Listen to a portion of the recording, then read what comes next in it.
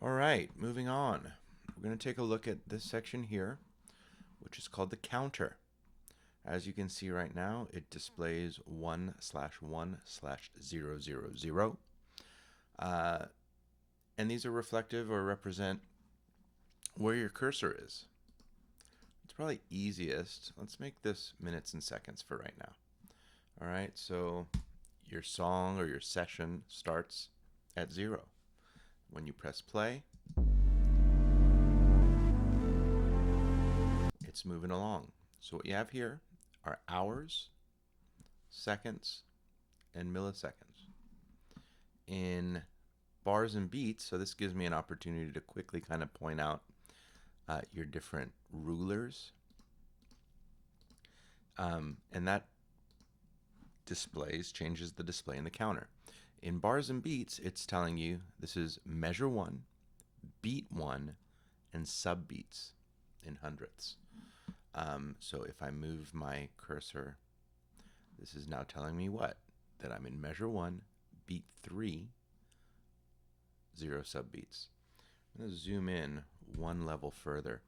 So you can see along the bar here, the ruler, 1/1, 1/2, 1/3, 1/4. Those are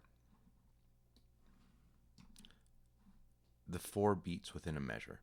Musically, in 4/4 time, a measure has 4 quarter note beats. 1, 2, 3, 4. Then you get into your second measure, 2, 1, 2, 2, 2, 3, 2, 4, and on and on and on. All right, so back to the counter. Right now, my cursor happens to be placed at measure 1, beat 3, 720 subbeats.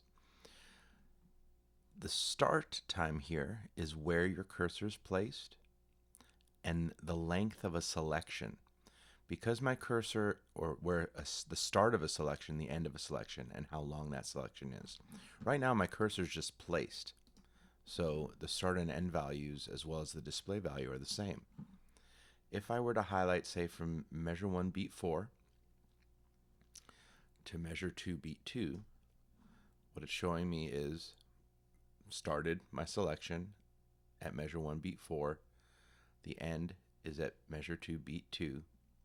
And the length of it is 2 beats. All right, I'm going to make it a 1 measure length of a selection. Now, same starting place at measure 1, beat 4, ends at measure 2, beat 4, and the entire length is 1 measure.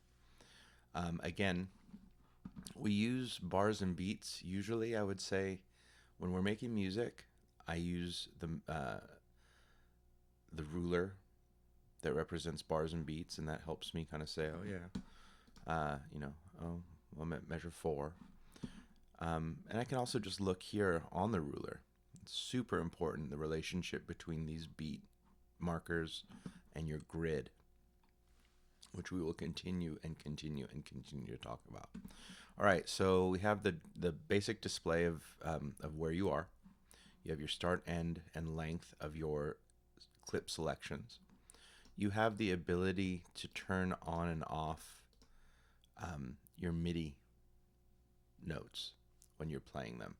That basically means that when you click on a note, you're going to hear it. Let's see if I can bring that up really quickly. Go into Smart Tool, make these notes.